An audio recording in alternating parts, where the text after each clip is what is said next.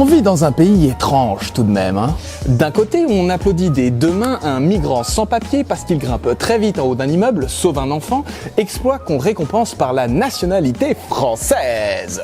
Et de l'autre, on durcit la politique migratoire et on condamne les citoyens qui viennent en aide aux migrants à de lourdes peines de prison ou des amendes pour délit de solidarité. D'un côté comme de l'autre, il s'agit de solidarité, de sauver des vies. Ce qui change, c'est quelle vie on sauve. Est-ce qu'on aurait continué à considérer Mamoudou Gassama comme un héros si à mi-hauteur il avait demandé à l'enfant « Est-ce que tes papiers sont en règle ?» Mais au fond, quelle différence y a-t-il entre le bon et le mauvais migrant? Alors attendez celle-là. Écoute, c'est simple. Il y a le bon migrant. Le gars, il est là, il en veut, il est prêt à tout pour réussir. C'est un bon migrant. Après, il y a le mauvais migrant. Le gars, il est là, il en veut, il est prêt à tout pour réussir. C'est un mauvais migrant. De toute façon, tout ça, c'est des questions à la con, hein. Mais faut bien expliquer aux gens parce que ça va pas bien faire la différence. Pour essayer d'y voir plus clair, je suis parti à la rencontre de migrants qui, comme Mamadou, ont connu ce parcours du combattant pour savoir s'ils veulent, oui ou non, nous envahir. Younoussa, d'où tu nous viens? De la Guinée, Conakry. T'as fait quel voyage pour arriver jusqu'en France? Mali, Niger, Libye, Italie, France. Tu voulais voir le pays, du tourisme? Non, parce que j'avais un problème au pays à propos de l'héritage de mon père. Donc t'as fui en fait Oui, ton oncle colonel qui voulait récupérer l'héritage de ton père. oui. Parce qu'à ce moment, il me cherchait pour m'enfermer. Combien d'argent ça t'a coûté de faire le voyage? J'avais 5 millions. On bat les couilles. Ok. 500 euros. Ok. L'argent là, c'était fini au Niger. Au Niger, t'avais déjà plus les 500 euros? Oui, ça c'est fini. C'est parce que tu gères mal tes finances, mec? Non, c'est pas ça, parce qu'il y a trop de barrages. Ah Il y a ouais? trop de financement pour affranchir. C'est mon ami qui m'a dit de partir là-bas. Jusqu'à Libye, il nous a attrapés. Il nous a enfermés plus de 3 mois. Parce que quand tu ne payes pas, tu ne sors pas. Et c'était bien la nourriture dans le camp? Non. Tu manges une fois par jour. Ils m'ont torturé là-bas, vous voyez. C'est le signe de la corde. Et là ça va, y a pas eu de problème sur la mer?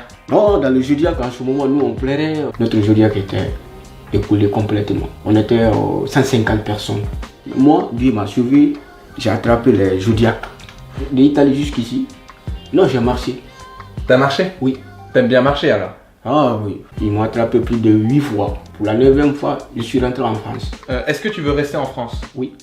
Pourquoi tu veux rester en France? À cause de l'Olympique Lyonnais, c'est ça? Non, c'est pas ça. C'est pourquoi alors? C'est pourquoi? Parce que je suis en sécurité. Parce que je suis en France. Maintenant, même s'il est au pays, ben, il ne peut pas venir ici pour me prendre. J'en ai profité pour parler avec les dangereux criminels qui accueillent chez eux la misère du monde. Et je suis avec Fanny et Baptiste qui ont commis l'immense erreur d'accueillir chez eux deux réfugiés iraniens. Est-ce que ça vous a pas fait peur un peu? Peur, alors pourquoi? Tu peux nous expliquer peut-être ce qui aurait pu nous faire peur? Bah ce sont des gens qui quand même ne font aucun effort pour s'intégrer, ils ne parlent pas la langue, enfin... C'est pas faute d'essayer et d'avoir pas mal de bâtons dans les roues pour réussir à accéder à des cours de français, etc. Pour beaucoup, la barrière de la langue est la plus haute. L'État finance environ 300 heures de cours de français dans des classes bondées avec tout niveau confondu. C'est tellement absurde que c'est les réfugiés eux-mêmes qui s'occupent de leurs confrères. Vienne, comme ça. Chez Rubin, toi t'es arrivé il y a 1 an Ça fait 1 an que je suis à Singa. et maintenant tu donnes les cours de français. C'est ça. C'est fouillis. C'est pas facile pour t'intégrer. Ouais. C'est un peu difficile. Il faut que... Petit à petit. Les réfugiés ont souvent envie de s'intégrer, mais ils n'ont pas les moyens, ils n'ont pas les codes culturels, ni le réseau. Et pour ça, il faut se rencontrer. Quelqu'un colore? Plusieurs associations comme Singa partout sur le territoire proposent des moments de rencontre. Toujours la couleur. Et c'est comme ça qu'on arrive à casser les préjugés. Et maintenant, moi et les gars, on est tous au chôme du. Ils nous volent notre travail. Tu m'as dit que tu travaillais dans la restauration, est-ce que tu es là pour piquer le travail des Français? Non, parce que mon travail, je connais ça depuis au pays. Bon, la restauration de la Guinée et la restauration d'ici, c'est pas la même chose. T'es sûr? Oui. Donc tu vas créer un nouveau travail, c'est ça? Oui. Toutes les études sont formelles. L'immigration génère de nouveaux emplois, y compris pour les nationaux. En gros, quand il y a des immigrés qui arrivent, ça fait aussi des consommateurs en plus. Donc une demande d'emploi en plus. C'est pas comme si on avait un gâteau à taille fixe, les immigrés arrivent et ils en prennent une part. C'est pas comme ça que ça marche, le gâteau grossit, et donc ils contribuent à créer leur propre part. Donc tu vas faire grandir notre PIB, c'est ça que tu es en train de dire? Oui. Ouais, je sais pas si on peut être d'accord avec ça. Pourquoi? Non mais tu te rends compte, après ça on va perdre notre culture. On va aimer tellement la nourriture de la Guinée qu'on va arrêter de manger notre blanquette de veau. Tu peux pas souhaiter ça quand même. Non, je suis à ça aussi. Hein. Les migrants ne peuvent prétendre qu'à des emplois temporaires autorisés par la préfecture pour lesquels il existe un manque avéré de travailleurs. Des postes à faible statut, à faible salaire, physiquement durs, saisonniers ou loin de tout, de la merde quoi.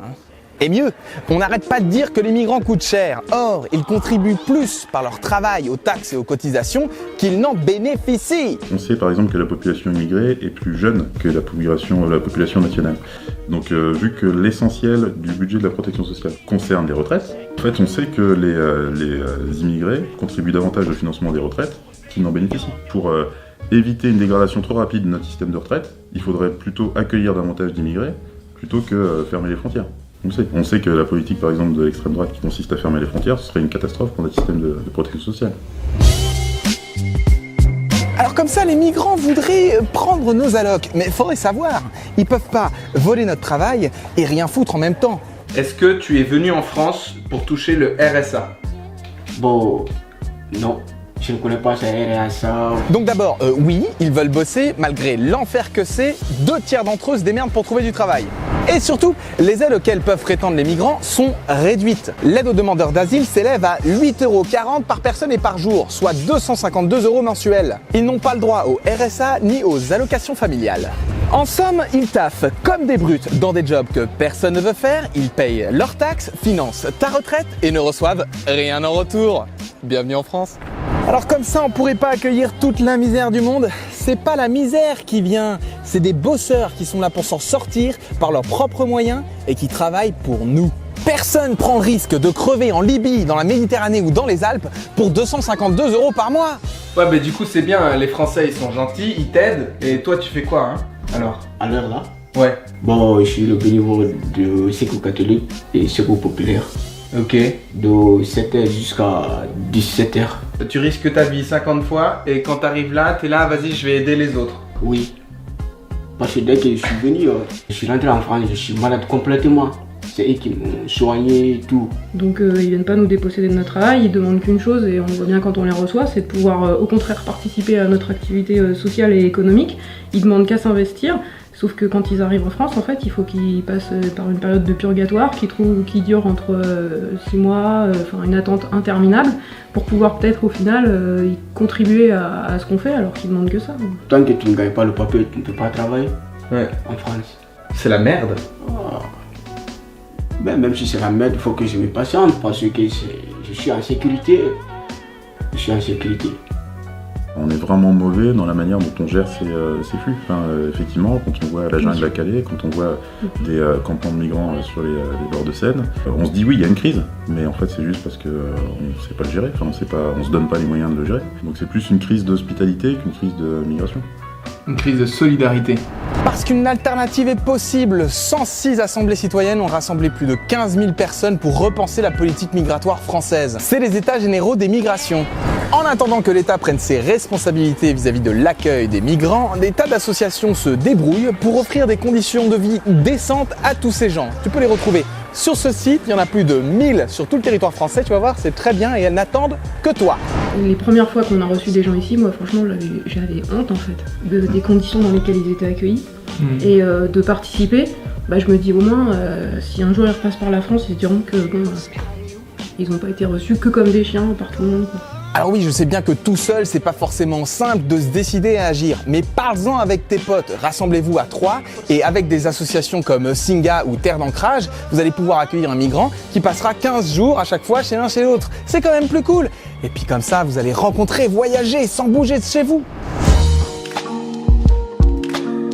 Faut savoir qu'actuellement, bon nombre de migrants se retrouvent dans des centres de rétention administratifs comme celui-là. Des sortes de prisons perdues au milieu de nulle part. Et la raison principale pour laquelle je fais une vidéo aujourd'hui est qu'une loi asile-immigration a été proposée par notre ministre de l'Intérieur, Gérard Collomb, sans consulter personne, évidemment. Cette loi, sacrée la plus répressive de la Ve République, acte l'enfermement des enfants, double la durée de détention des exilés et réduit les délais pour qu'ils défendent leur cas.